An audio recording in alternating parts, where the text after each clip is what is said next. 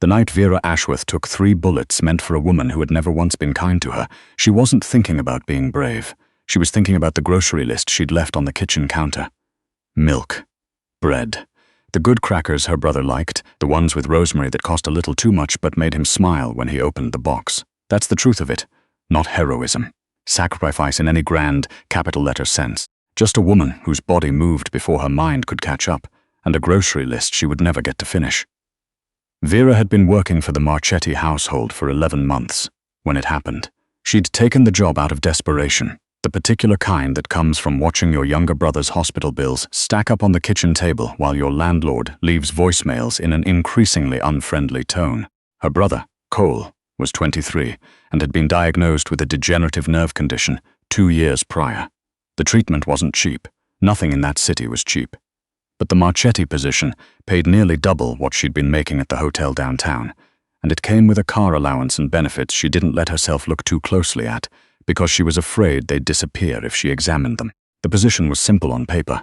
Personal companion and caregiver to Mrs. Lucia Marchetti, 71 years old, sharp as a tack, and possessed of a personality that could strip paint from a wall at 50 paces. Nobody told Vera that part during the interview. The man who had hired her, Mr. Nico Marchetti, who ran some kind of private security and logistics firm that Vera had sense enough not to ask too many questions about, had been polite enough if not warm. He was tall in the way that filled a room without trying to, dark hair going silver at the temples. Eyes the color of deep water, the kind where you can't see the bottom. He'd reviewed her references in silence, asked 2 precise questions, and told her she could start Monday. His mother had told her, on that first Monday, that her blouse was the wrong color, and her hair looked like she'd combed it in a moving vehicle. Vera had smiled and said, "Good morning, Mrs. Marchetti."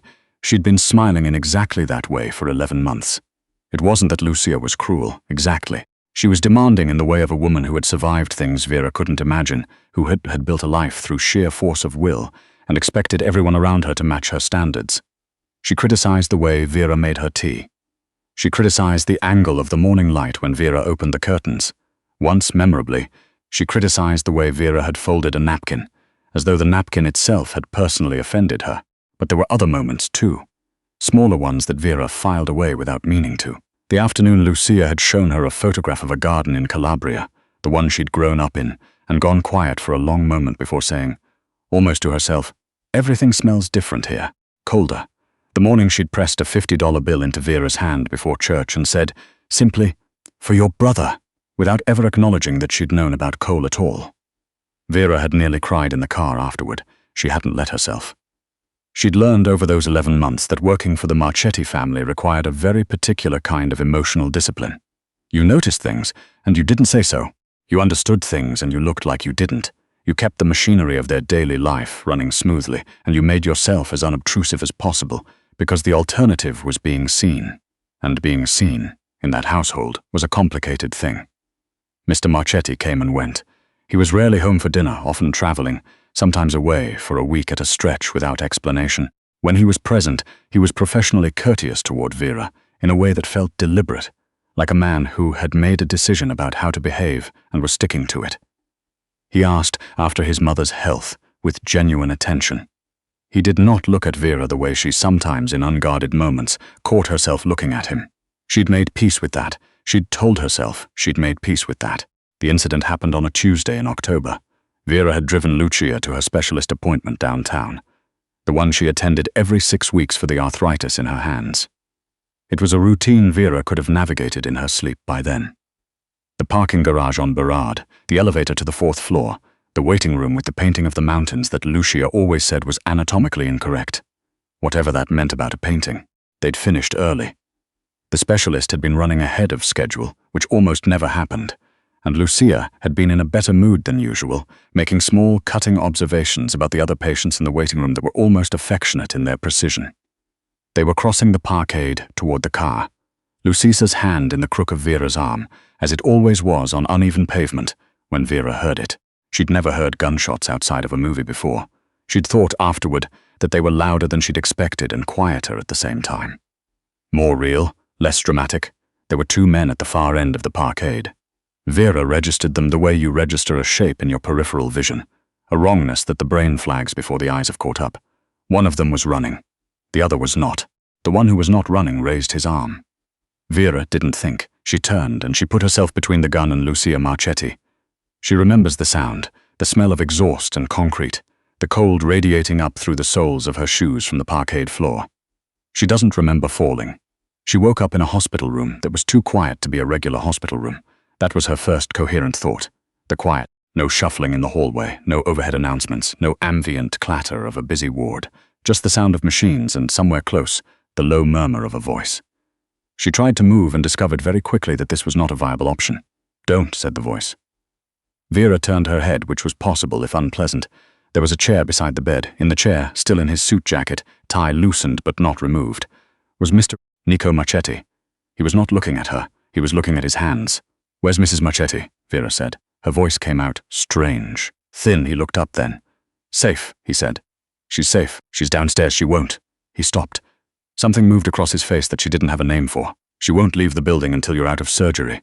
"I already had surgery." "You were shot 3 times, Vera." She absorbed this. It seemed, from a certain angle, like important information. "Oh," she said.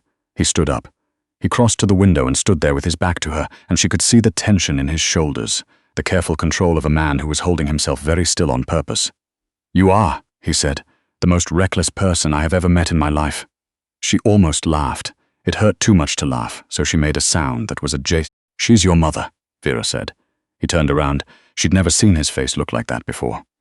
Open in some way it usually wasn't, like something had been stripped back. His eyes were bright, not wet, not quite, or if they were, he was managing it with the same careful discipline he applied to everything else. "She's my mother," he repeated, and his voice was very quiet. "And you are a 29-year-old woman who had absolutely no obligation. She's 71. She has arthritis." Vera felt exhaustion pressing down on her like something physical. "Mr. Marchetti." It wasn't a complicated calculation. He made a sound she couldn't interpret. It might have been her name. "Go home," she said. "Or go be with her, at least. I'm fine. I'm going to be fine. The machines are all beeping in what I assume is a positive way." "You're not going home," he said. "Neither of us is. You're staying here until they clear you, and then you're coming to the house, and you're not arguing with me about it." She opened her mouth. "Not arguing," he said. He looked at her with the expression of a man who had made a decision. It reminded her, uncharitably, of the day he'd hired her. The same precision, the same quality of being absolutely certain. "Fine," she said, because she was tired and her chest felt like someone had parked a car on it. "Fine." Lucia came up to see her that evening. Vera had been drifting in and out of a light, unsatisfying sleep when she heard the door. Lucia moved differently than usual, without her customary brisk authority, smaller somehow, in the oversized chair that the nurses had moved to the bedside. She didn't say anything for a moment. She looked at her hands, which were folded in her lap, and then she looked at Vera, and something in her face did something Vera had never seen it do before. "You're going to say I didn't have to," Vera said, because she knew Lucia well enough by now to want to get ahead of it. "No," Lucia said. Vera waited. "I was going to say thank you." Lucia said it the way she said most things, with a kind of compressed precision, like a woman who'd gotten good at not taking up too much space with sentiment. Then she reached out and put her hand over Vera's, the one without the IV, and she held it there. Vera didn't cry. She was choosing to say she didn't cry because she'd just had surgery and her chest hurt and she was dehydrated, and if her eyes were slightly wet, it was probably all of those things in combination. "You knew about my brother," Vera said. "The $50. At Christmas last year." Lucia made a sound that might have been dismissive. "I know things about all the people in my house. You never mentioned it. I'm mentioning it now." Lucia squeezed her hand once and then released it and straightened in the chair and became herself again in the way she always did. "You should sleep. You look terrible." Vera smiled. "Good night, Mrs. Marchetti." "Good night, Vera." She stayed in the hospital for 5 days.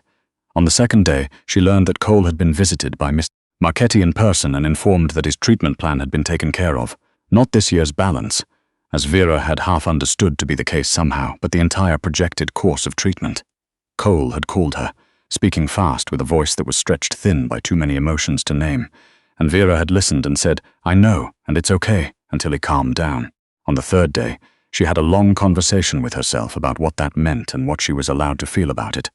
She came to no satisfying conclusions. On the fourth day, Mr. Marchetti came back. He brought coffee from a place she'd mentioned once, months ago in passing, the Italian place on Commercial Drive, the one with the cardamom, that she hadn't been able to afford regularly for most of the year. He set it on the rolling table by the bed and sat down and said nothing, and Vera wrapped both hands around the cup and understood that she was in significant trouble. "You didn't have to do that," she said. "For my brother, I know." "Why did you?" He looked at her. The afternoon light was coming in at an angle through the window behind her, and his expression was complicated in the way she'd stopped letting herself look at too closely. "You put yourself between a gun and my mother," he said. "Vera, you—" He stopped, pressed his thumb against the edge of the table. "Nobody does that, not for her, not without being paid specifically and directly to do so. And you, she's your mother," Vera said again. He looked at her for a long moment. "Stop saying that like it explains everything. It explains everything," she said. He stood up and walked to the window and stood there with his back to her again. And Vera thought, not for the first time, that he had a very specific way of managing feeling things. Putting his body in profile, giving himself somewhere to look that wasn't her face. "When you're out of here," he said, "I need to tell you something. You can tell me now. You're hooked up to 3 machines. "I've been hooked up to 3 machines for 4 days. I don't see why." "When you're out," he said, and turned around, and there was something in his face that stopped her. "I'll tell you when you're out." She went to the house on the 5th day. It was the same house she'd been coming to for 11 months. The deep-set brick place in Shaughnessy with the iron gate and the garden that someone, not Lucia only supervised, kept immaculate through the full 9 months of Vancouver's gardening season. But something felt different about walking through the door.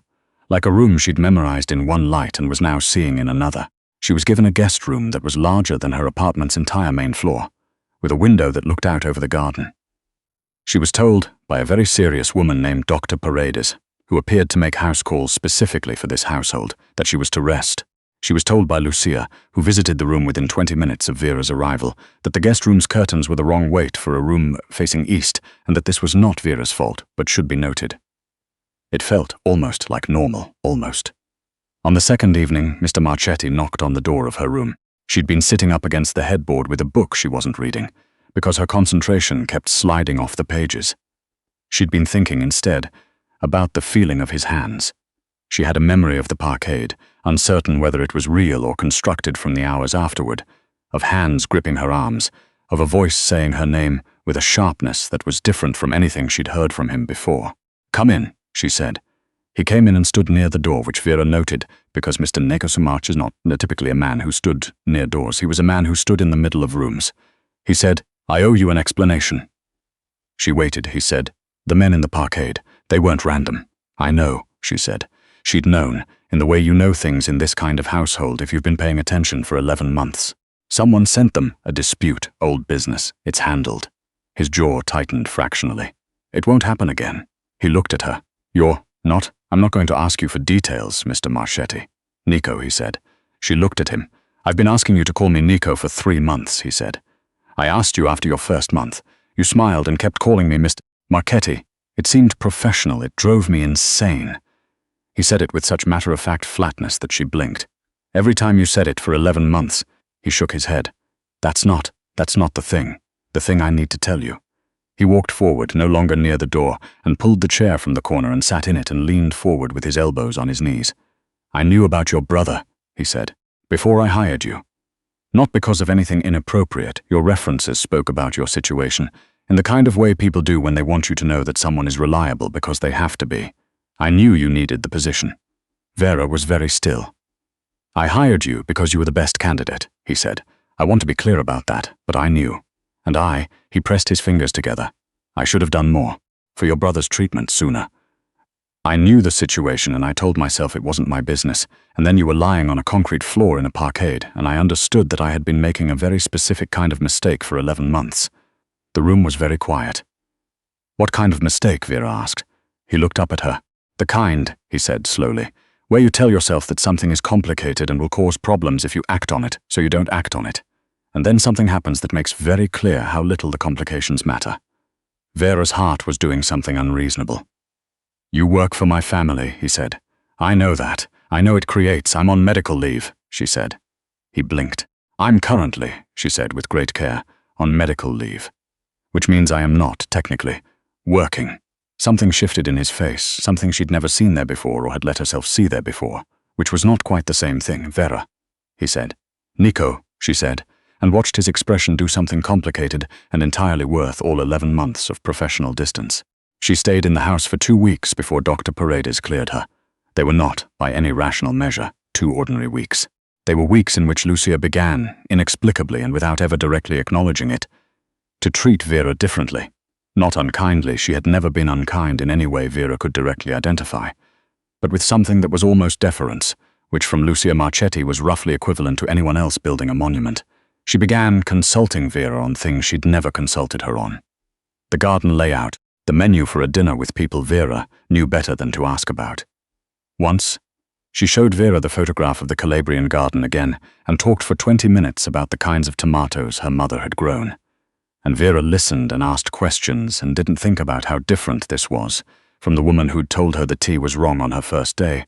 There were weeks in which Nico was home for dinner every evening. He sat across the table from her and they talked about things she hadn't expected, his family's history in this city, her memories of growing up in Kamloops, Cole's talent for drawing architectural plans he'd never been able to pursue, the particular quality of October light on the water in English Bay.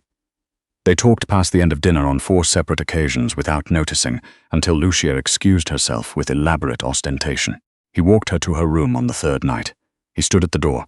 "This is strange," she said. "Yes, you're my employer. You're on medical leave." She laughed. He smiled. It was, she thought, a very good smile. Not practiced, not performed, but the kind that happened when someone's guard was down enough to let it. "When you're cleared," he said, "I'd like to take you somewhere. Dinner. Somewhere not this house. As my employer. As someone who has been thinking very carefully about you for considerably longer than is appropriate," he said, "and would like to stop being so careful." She looked at him in the hallway light. "Okay," she said. He said. He didn't move for a moment. Neither did she. "Good night, Vera," he said. "Good night, Nico." Cole called on a Friday afternoon while Vera was sitting in the garden with the weak October sun on her face. He said the treatment was working better than anyone had projected. He said the specialist had used the words significant progress, which were not words that had been used about Cole's condition before, and that he'd had to excuse himself to the bathroom because he wasn't the kind of person who cried in front of doctors, and he'd needed a moment. Vera sat in the garden in the pale gold light and let him talk, and thought about grocery lists, and parking garages, and the specific way a person's face looks when they stop being careful. She thought about what it meant to do something without thinking. To move before your brain catches up, because some things matter enough that the calculation doesn't have to be made. You just already know the answer. She thought about a woman with arthritis in her hands, pressing $50 into her palm without explanation. She thought about cardamom coffee from Commercial Drive, brought to a hospital room 4 days in. She thought about a hallway and a man learning to stop being careful. When Cole asked her how she was doing, she told him she was doing well, which was, for the first time in a very long time, entirely true. The garden smelled like wet soil and cedar, the specific scent of a Vancouver autumn, and somewhere inside the house she could hear the low sound of voices, Lucia, instructing someone about something with absolute authority, as she always had, and Vera suspected always would. She tilted her face up toward the October light. She let herself smile.